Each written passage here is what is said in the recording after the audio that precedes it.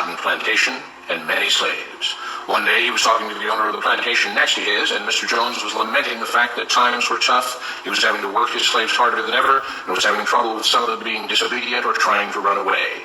The other plantation owner said he knew someone who could help. Day 1. One day, Mr. Jones called his slaves together so a man named Mr. Smith could talk to them. Before beginning, Mr. Smith whispered to Mr. Jones, "Whatever I say, do not contradict me or interfere, and I promise you your slave troubles will end." "My name is Mr. Smith," he said to the slaves, "and this may be the happiest day of your lives. From today forward, you will no longer be slaves, but free men." Mr. Jones was so shocked he started to step forward, but Mr. Smith gestured for him to remain silent. He did, only because the other plantation owner had spoken so highly of Mr. Smith's skills. "You are no longer the property of Mr. Jones," Mr. Smith continued. "You are free. No more will you be forced to labor for the benefit of Mr. Jones. Now you can work for yourselves." Now the slaves were all murmuring and looking at each other. Many were smiling, many were looking puzzled. "In fact, you are now free to leave the plantation whenever you want," Mr. Smith said.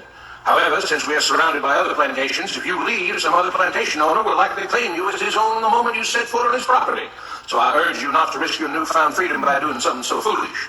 Instead, I suggest that you stay here, no longer as slaves, but as willing participants and part owners of this plantation. Yes, this is now your plantation." Mr. Jones bit his tongue to keep from objecting. "For now, we might as well leave Mr. Jones in charge," said Mr. Smith, "since he's the only one with any experience at running a plantation, which is quite a complicated thing to manage. But he will no longer be your master, but just another worker on the plantation. In fact, he will now be using his organizational and management skills to serve you. Whatever problems you may have had with him before, you are now all equals, and you need each other to make this work. If we all cooperate and work together, we can all reap the benefits together. In honor of this happy occasion, I present you this new symbol of togetherness and cooperation, this flag, which shall be the emblem of the new free Jones plantation." He held up the new flag, but most of those listening were still too amazed to respond. "And this shall be our motto," Mr. Smith announced. "We work together as free men for our mutual benefit, pledging our allegiance to the Jones plantation, which stands for prosperity, liberty, and justice for all. To celebrate, everyone has the rest of the day off. Enjoy your freedom, do as you please, and be back here tomorrow morning, bright and early, so that we may begin work on this great and noble new endeavor as equal free men." Finally convinced that Mr. Smith was serious, the former slaves applauded and cheered. Day 2. "We all want this plantation to do well," Mr. Smith said at the beginning of the next meeting, "so we can all share in the benefits. We all know that it takes a lot of effort to make the cotton plantation work.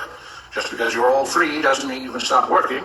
In fact, since you're now working for yourselves, I expect you to work even harder than ever before, but now with pride and joy, knowing that you're working for yourselves. Of course, there still have to be rules. If everyone just does whatever he wants, the plantation won't produce anything. This experiment will fail and we'll all starve. You should be thankful that Mr. Jones has agreed to stay on to lend his knowledge and skills to this endeavor, and I trust you will all do your own part to make this work. Several of you have been chosen to act as project supervisors to manage different aspects of the operation, to make sure everyone is doing his assigned job, to make sure that the rules are followed, and so on. The rest of you may head out to the fields to start your first day of work as free men."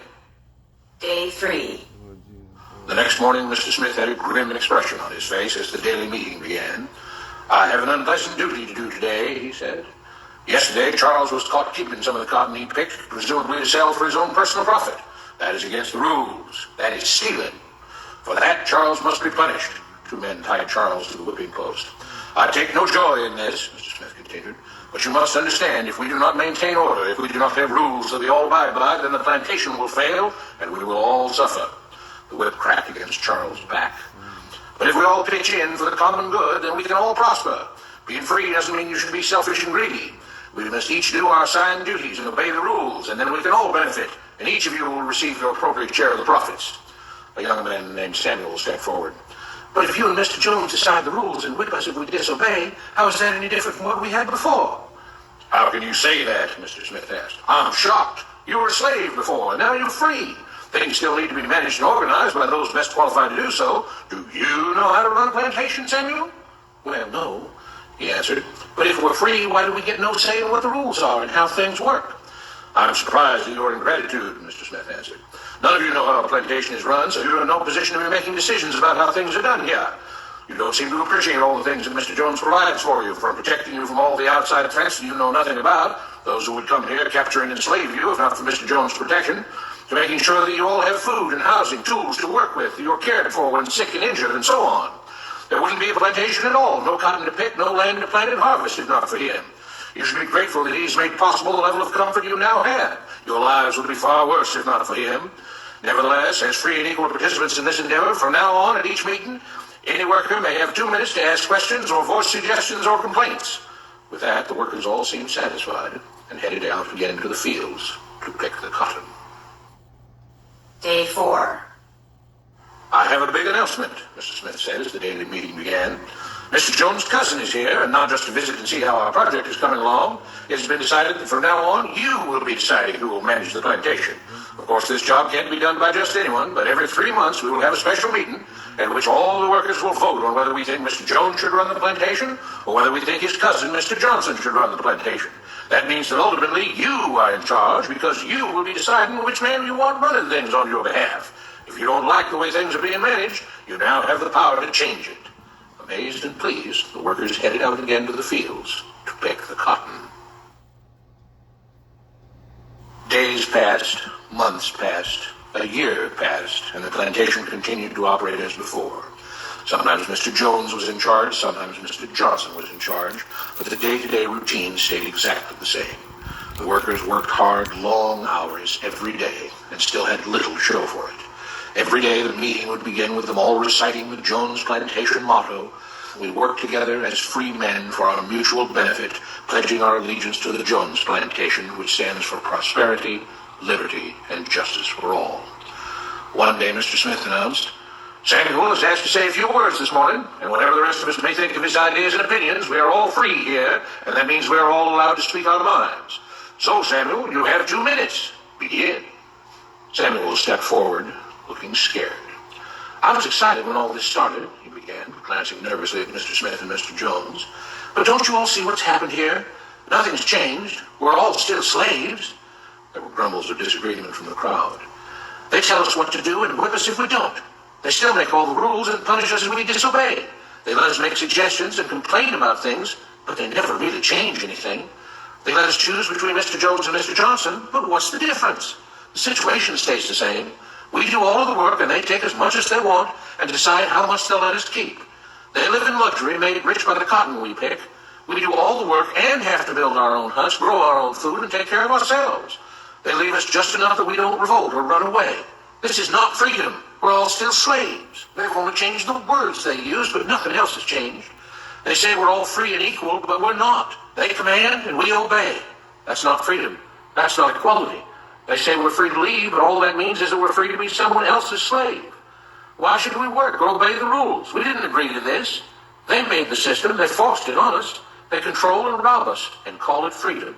They've deceived you into thinking that being able to choose which slave master you'll work for is the same as being free. It's not. Open your eyes. If you keep what you produce, they call it stealing. When they take what you produce, they call it sharing and fair distribution. Can't you see that this is all your time? Ease up, Samuel, Mr. Smith announced calmly. At his gesture, 2 supervisors grabbed Samuel by the arms and led him to the whipping post. "I'm sorry, Samuel, but you've broken the rules. There are rules against encouraging others not to work and encouraging others to break the rules. You're only hurting all of us with your discontentment and your complaining and your disobedience." The whip fell and Samuel let out a grunt. "Without rules, without order, all would be lost. Without law, there would be chaos. We can't just behave as wild animals, each doing whatever he pleases.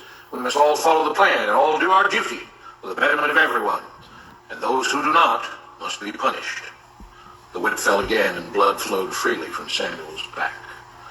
"Samuel, it is you who are stealing from the others. When you don't do your assigned work, you are making more work for others. When you disobey the rules, it is you who are endangering the future of everyone else here. You are the thief. You are the criminal. You are the one trying to destroy the arrangement that keeps us all safe and prosperous." At every lash of the whip, the other workers cheered louder and louder, some yelling curses at Samuel. "Being spoiled and selfish, you complain about everything, talking as if you're oppressed. But you are the one ruining things. You are the one keeping us from being all we could be. It is your greed and your rebelliousness that is hurting all of us. They all play by the rules," Mr. Smith said, gesturing at the others. "What makes you think that you don't have to? You think you're above the law?" There were loud yells of agreement as the whip fell again. "We must maintain order," Mr. Smith proclaimed. "To make this plantation great, to make it so that we can all be happy and prosperous, to have the society we want, there have to be rules. We all have to contribute our fair share to this great endeavor, and we cannot tolerate actions and attitudes that seek to undermine the amazing things that together as free men we have achieved and will continue to achieve.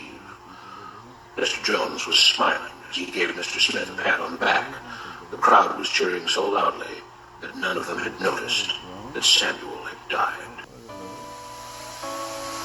My son, heretofore you have been taught to act a dissembler, among Roman Catholics to be Roman Catholic, and to be a spy even among your brethren, to believe no man, to trust no man, among the Reformers to be a Reformer, among the Huguenots a Huguenot, among the Calvinists to be a Calvinist, among other Protestants generally to be a Protestant, in obtaining their confidence, to seek, even to preach from their pulpits, and to denounce with all the vehemence in your nature our holy religion and the Pope, and even to descend so low as to become a Jew among Jews, that you might be able to gather together all information for the benefit of your order as a faithful soldier of the Pope.